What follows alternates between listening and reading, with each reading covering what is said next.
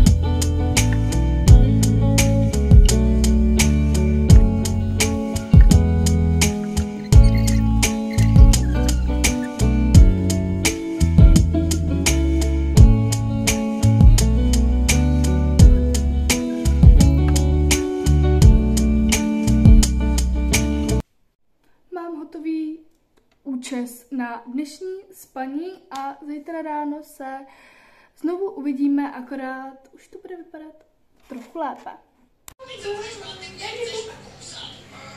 Pojď se do vlogu.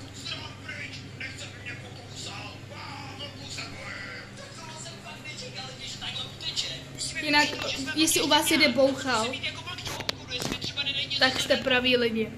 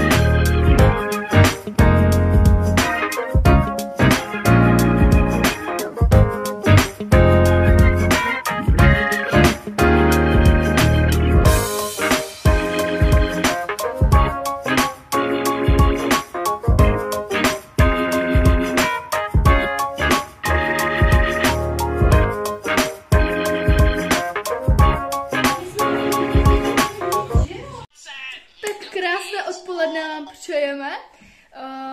Už je odpoledne, myslím si, že jo. Já se podívám. Bude 12:30. Danieli, bude 12:30 a já se jdu namalovat, protože ve 3 všichni přijedou.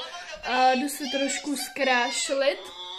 A pak se rozpustíme tady tyhle to, co jsem včera s tím spala a mám to ještě doteď, protože jsem si říkala, že čím díl to budu mít, tím to bude líp kutnaté, takže jdeme se společně namalovat. Jinak, kdyby tady někdo v pozadí byl, tak tady mám bráchu, který poslouchá Bouchala, takže asi víme, jaký to je. Ale nechci si jakože nějak jako extra malovat, jakože bych byla nějak úplně jako extra přemalovaná. Chtěla bych si vlastně, udělám si jenom řasy, zapudruju si to, protože mám teďka docela hezkou pleť. Nevím, jestli to jde vidět, ale mám fakt jako hezkou pleť, takže si nechci nějak dávat na nějaký make-up nebo něco takového. A potom si to trošku zapudrujeme. Jsem překvapila, kdyby. A potom si dáme bronzer, rozjasňovač a tvářenku si dám.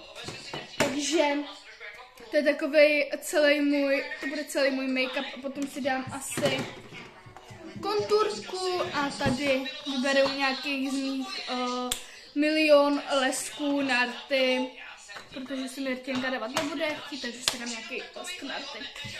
No, takže já se jdu namalovat a jdeme na to. Takže jdu si udělat moje řasy. Tady to je prosím pěkně nejlepší řasenka, kterou si můžete pořídit.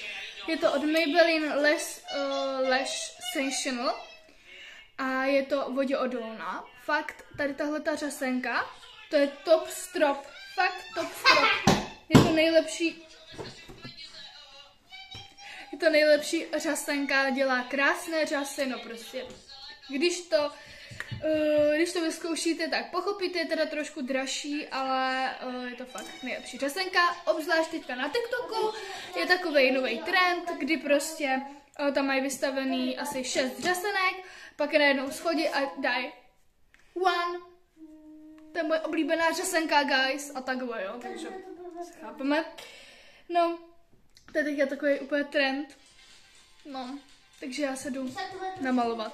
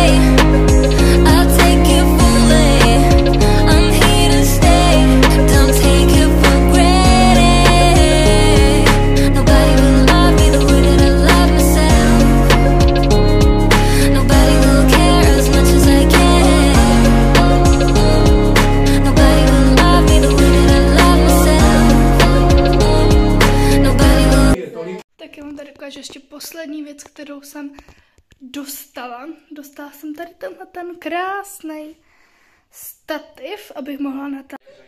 Dobrý den. První je náš vlog, jak mamka za prvý chce, abych schodil myčku a za prvý tam nejsi ani vidět. A za druhý, lidičky,